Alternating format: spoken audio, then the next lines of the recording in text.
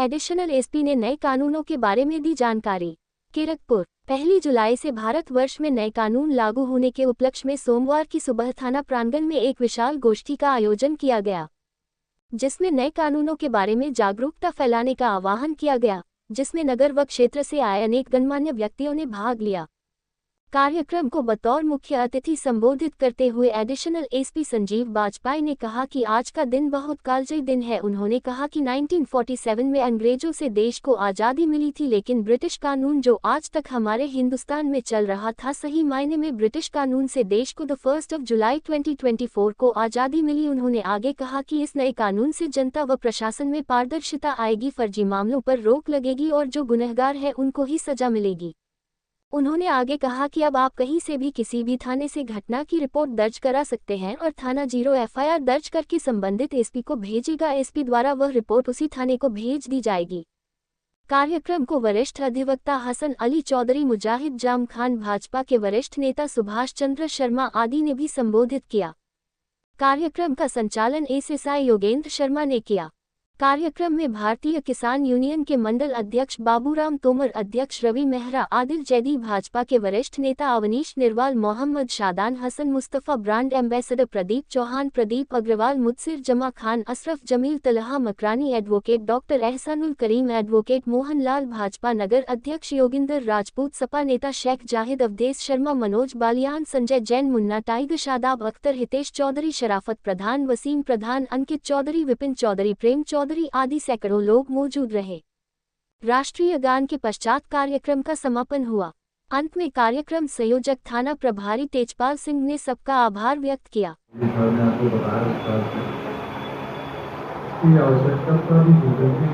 हमारे कानून से बहुत पुराने हैं, तो उनको बदलना बदलता है, तो कितने बदलती हैं, उसके हिसाब से कानूनों में भी बदलाव बहुत जरूरी हो जाता है। इसी के मतलब ये कानून को बदला गया है। सबसे बड़ी बात तो जो इंडियन वर्ड था वो उत्तर से निकल गया है। पहले इंडियन पीनल कोड था, अब वो भारतीय न्याय संहिता हो गई है, जो CRPC की हमारी गौरव करने होती है, वो उसमें भी चेंज हो गया। भारतीय नागरिक सुरक्षा संहिता हो गई है। इंडियन एविडेंस एक्ट था, वो भारतीय साक्ष्य अधिनियम हो गया। बहुत ज़्यादा टेक्निकलिटी में आपको तो जाने की जरूरत नहीं है कि उसमें क्या धीरे धीरे जैसे समय आएगा चलता रहेगा, सबको जानकारियाँ होती रहेंगी। बेसिक चीज़ ये है समझने की कि आप लोगों को बताना और समझना, क्योंकि आज से सिस्टम बदल गया। आज रात 12 बजे से सारा सिस्टम बदल गया है, धाराएँ बदली हैं और प्रोसीजर भी बदले हैं। हम लोग अभी तक तो सब याद रहता था कि मर्डर है तो सबको पता होता है, गाँव गाँव में एक आदमी को पता है 302 क्या होता है, 325 लोगों को पता है, 307 पता है, 376 लोगों के दिमाग में तो सबको पता है। इस तरह की कुछ धाराएँ हैं, क्योंकि इतने पुराने टाइम से वो कानून चल रहे हैं, सबको पता है। लेकिन अब क्योंकि एकदम चेंज हुआ है, धाराएँ भी चेंज हुई। 302 जो था वो 103 हो गया। आप धीरे धीरे करके हम लोगों को इसकी आदत हो जाएगी। जैसे पहले हम लोग बताते थे, गाँव में भी आदमी बताते थे ना, कुछ दिनों बाद पुलिस की लेवल का भी बहुत दिक्कत है। हमारे जो लोग हैं उनके सामने चार्ज रखे गए हैं, पेनल्टी चार्ज बना के रख दिया गया है कि पहले क्या धारा थी, अब क्या धारा है। एक और चीज़ आपको जाननी जरूरी है कि अगर कोई घटना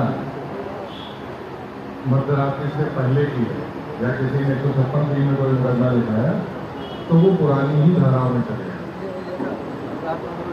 जो पुराने मुकदमे लिखे हुए हैं, जो चल रहे हैं, वो पुरानी ही धाराओं में चलेंगे। लेकिन जो आज के बाद, जो 12 बजे के बाद जो भी लिखा जाएगा, वो नई धाराओं में होगा। कुछ ऐसा भी मामला होगा जिसमें कंटिन्यूशन में हो रहा होगा कोई अपराध, तो या 2 दिन एक बार मारपीट की, उसके बाद अगले दिन फिर आके मारपीट कर दी, 30 जून को की, फिर 1 जुलाई को कर दी।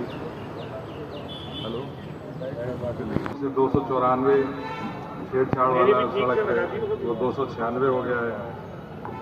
इसी तरह महिला संबंधी जो अपराध हैं वो 74 के बाद, जो 354 है तो वो अब 74 हो गया है। हम लोग सबको पता है 354 का मुकदमा लिखा दिया। अब वो 74 हो गया है।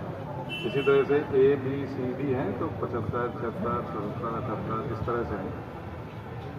चोरी जो है, चोरी 379 होती थी, अब 303 हो गई है। 303 हो गया चोरी की धाराएं जो उसके आगे हैं।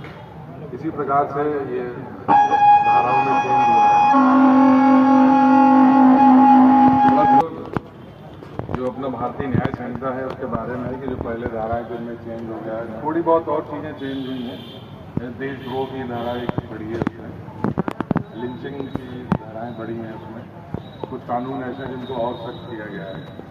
वो चीज़ें ऐसी जिससे समाज में लोग इस तरह की चीज़ें ना करें, उसके लिए उनको बनाया गया है। इसी तरह जो प्रोसीजर है जो आज के टाइम में आप देखते हैं, हर एक आदमी के पास मोबाइल है, हर चीज़ ऑनलाइन हो रही है, तो उसी हिसाब से उसमें भी चेंजेस किए गए हैं। एप्लीकेशन अगर आती है, अब थाने में व्हाट्सएप पे भी आ सकती है, मेल से भी आ सकती है, तो अगर वो आएगी तो उसकी इंक्वायरी की जाएगी, रजिस्टर बनाया जाएगा। इसको कौन कर सकता है?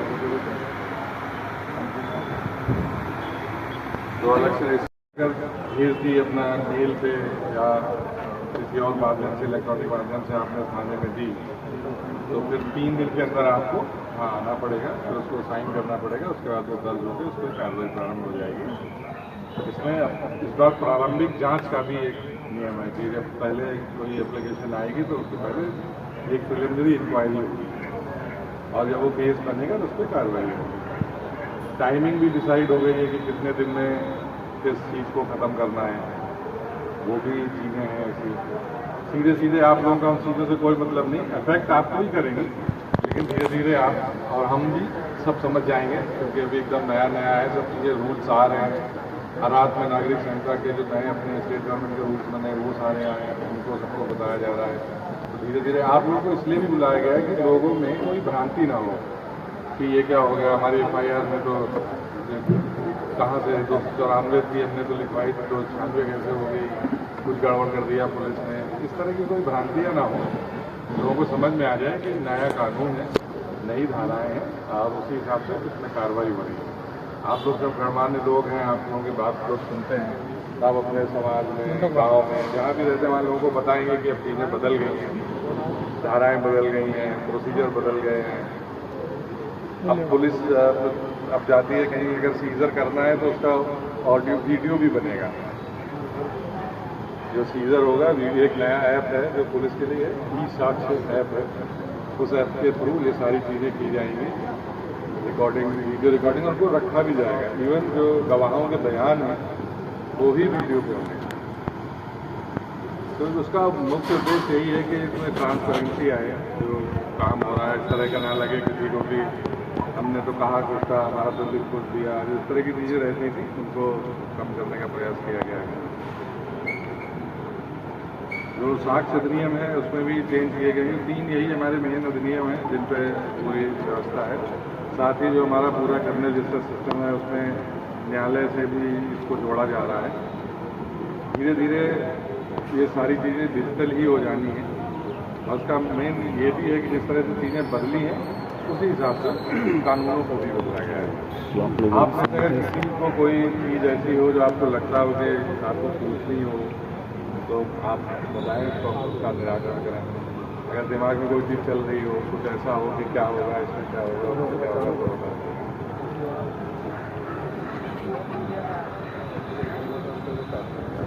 जाएंगे, सब याद आएगा, प्रोसीजर भी सब लोग समझ जाएंगे। थोड़ा सा वक्त लगेगा, सब चीज़ें फिर ऐसे ही लगेगा कि जैसे अभी कुछ बदला ही नहीं है, वैसा ही कुछ है। अगले 2-3 महीने में हो जाएगा। ये अगर ये जो आपके पास पैम्पलेट है ये देख लीजिए, इसमें तो थोड़ा टेक्निकल भी है, आप लोगों को बहुत ज़्यादा इसमें वो नहीं समझ में आएगा। आप कुछ पूछना चाह रहे हैं? आम आदमी जो है कभी RTI में कोई एप्लीकेशन डालता है तो उसको जवाब नहीं मिलता मालूम, तो सर उनके लिए भी कोई ऐसा कानून बनानी कि जो उन्हें मतलब पनिशमेंट हो, जो हमें जवाब नहीं देते। देखिए, राइट टू इन्फॉर्मेशन एक्ट जो आप RTI ले, जन सूचना अधिकारी बने हुए हैं, और ये आपको मालूम होना चाहिए कि ऐसा कानून है, इसमें समय से सूचना देनी होती है। अगर समय से सूचना नहीं देते हैं तो जो भी रिस्पॉन्सिबल होता है उसके विरुद्ध जुर्माने तक लगे हैं। आपको शायद पता हो, अगर आप वकील हैं, वो पता होगा, 25,000, 50,000 पुलिस अफसर से जुर्माने लगे। आयोग में जाके, तो कोई भी ऐसा नहीं करता। जो सूचना देने योग्य नहीं है वो नहीं दी जाएगी, लेकिन जो देने योग्य सूचना वो जरूर दी जाएगी और विद इन टाइम फ्रेम दीजिए, उसका टाइम है। सबसे ज़्यादा परेशानी हो रही है तो सार्वजनिक रूप में, सार्वजनिक जगह में लोग गाली देते हैं बहुत ज़्यादा, क्योंकि बदतमीज लोग हैं, उन्हें कोई इस बात की कभी भी कोई पनिशमेंट नहीं मिलता, कोई भी उस चीज़ को इग्नोर कर देता है। सर उसके लिए भी कुछ हुआ नहीं होगा। नहीं देखिए, ये ऐसी चीज़ जैसे आपने बताया कि कोई गाली कोई दे रहा है, आजकल तो हर हाथ में मोबाइल है और ज़रूरी नहीं कि आप उसके सामने ही जाके बनाओ। और ये आप कहीं भी साइड से अगर कोई उसका गाली देता हुआ वीडियो बना लेगा तो कोई बचाएगा। अगर किसी का वीडियो बन गया गाली करते हुए, गलौज करते हुए, कोई गलत हरकत करते हुए, तो क्या उस पर कार्रवाई नहीं है? अगर मान लीजिए वो आदमी ये कहेगा जी हम तो दे ही नहीं देते गाली, इन्होंने कहा था जांच का विषय, फिर मुकदमा लिखा जाएगा। बहुत सारे लोग इसमें भी रहते हैं, सामने नहीं आना चाहते हैं। तो अगर कोई ऐसी चीज़ है तो इधर उधर से कहीं से भी कोई ना कोई, अगर किसी की डेली की आदत है ये करने की, तो आप कहीं से भी कोई वीडियो बना के भेज सकते हैं। पहचान तो हमेशा गुप्त रखी जाएगी, कभी बताने का नहीं कि कहाँ से ये मिला, उस पर कार्रवाई होगी। ऐसा नहीं है कि कार्रवाई नहीं होती है। सजा तो थी नहीं, लेकिन इसमें जब वो 8 दिन 10 दिन 5 दिन जो भी निर्धारित होगी उनको खुल जाएगा, तो अगर वो सार्वजनिक को उसे लगेगा कि मुझे दंड स्वरूप ये हुआ तो शायद वो ज़्यादा कारगर होगा, क्योंकि 323 या गाली ये सभी कानून इसीलिए बनाए गए हैं कि जो ठोक तो शिकायत है चले जाओ, लेकिन अब कुछ सेवा करेगा कुछ। तो मैं कहूँगा, मैं इस बात की जो बहुत अच्छी करता हूँ, ये अच्छा भी हो सकता है अगर थानाध्यक्ष महोदय सही तरीके से इम्प्लीमेंट कर पाए तो इसका बहुत अच्छा असर पड़ेगा। जो कानूनों का उद्देश्य भी यही होता है। समाज तब कुछ समाज में रूल्स बने रहते थे कि ऐसे होना है, वैसे होना है, वैसे ही करते थे लोग। पहले जब कानून बन गए वो ज़्यादा असर है, गाँव में किधर सजा हो जाती है। तो इसीलिए जो कानून के हिसाब बहुत ज़्यादा डिटेल आपको बताने से कोई फायदा नहीं है। हाँ, ये है, इसमें आप पढ़ सकते हैं थोड़ा थोड़ा। अब धीरे धीरे अपने आप सब समझ में आ जाएगा। 1-2 महीने में लगेगा ही नहीं कि ये नया कानून आया, फिर लोग उसी तरह से कार्रवाई करेंगे। उद्देश्य सिर्फ यही है कि ट्रांसपेरेंसी ज़्यादा आए, आप लोगों के दिमाग में ये ना रहे कि क्या हुआ। अब जैसे सीजर करना है तो सीजर में वीडियो बनाना है, तो वीडियो बनाएंगे आप, तो ऐसा नहीं है कि लोग कहते हैं ना कि पुलिस ने फर्जी कर दिया, इसमें दंड में शामिल, ये समझ नहीं आ रहा क्या। इसका ये मतलब है कि जैसे कोई अपराध है ऐसा छोटा, उसमें काउंसलिंग की जाती थी ना, कि आदमी को बुला के समझा दिया। कोई छोटा बच्चा है, उससे कोई चीज़ हो गई तो उसको बुला के उसकी काउंसलिंग की जाती थी, उसको समझाया जाता था। अब इसमें ये कि सामुदायिक तौर पे उसको कोई, जैसे हमारे यहाँ पुलिस में होता है, कुछ नहीं हुआ तो कोई सजा दी गई तो कुछ गार्डन में काम करा दिया गया, ग्राउंड में काम करा दिया गया, उस टाइप का, जिससे आदमी को लगे कि अगली बार इस तरह की हरकत नहीं करती। कभी कभी सोशल भी बहुत काम करता है, सामाजिक तौर पे हम देखते हैं कि अगर किसी को कोई सजा, जैसे पहले आप बता रहे हैं गांव में होता था, वो लोग इसीलिए तो मानते थे क्योंकि पता होता था कि गांव में है लोग, सोसाइटी सब एक दूसरे को जानते हैं। उसे कोई ऐसी सजा दे दी गई कि तुम जाके आज पूरे दिन भर खाली पानी ही भरोगे, जो आएगा उसको तुम ही पानी खींच के कुएं से दोगे, तो आदमी को लगता है ये तो सोशल सेम है, उससे बचने के लिए करते हैं। अभी आपने बताया कि अगर पुलिस के जाती है, इसका ऑडियो बनेगा, वीडियो बनेगा, तो जरा थोड़ा क्लियर क्या है इसमें देखिए, जो इसको साक्ष्य की तरह लेने के लिए जो एक ऐप है, ई-साक्ष्य करके ऐप है, वो अभी सब लोगों को डाउनलोड करना है, काफ़ी लोग कर भी दिया है। उसके अनुसार जैसे कहीं अगर जाएंगे, कोई सीजर करना है, मतलब किसी को पता लगा कि इसके पास में तमंचा है, सूचना है, तो अगर पुलिस जाएगी तो अगर उसे तमंचा मिलेगा तो उसका पूरा वीडियो बनाया जाएगा, आरोपी का, पुलिस का, दोनों लोग की हाँ यहाँ मौके पे गए हैं, उसके बाद ये तमंचा मिला है वहाँ से, उसका वीडियो बनाया जाएगा, जिससे किसी को कोई भ्रांति ना रहे। कल जैसे अभी कह देते हैं ना कि उसने तो कुछ किया ही नहीं था, पुलिस ने कर दिया ऐसा, उसके लिए आपके सामने वीडियो होगा, ऐसा नहीं कह सकता कोई कि जी। हाँ, वही मैं कह रहा हूँ कि इन कानूनों का मुख्य उद्देश्य यही है कि पारदर्शिता हो, और जो महिलाओं से रिलेटेड जो मामले होते हैं उसमें 161 में वीडियो पे बयान दिया जाता है, ऑडियो वीडियो बनाया जाता है। फिटनेस के बयान हैं वो भी उस पर वीडियो पे होंगे, जो गवाह हैं उनके भी।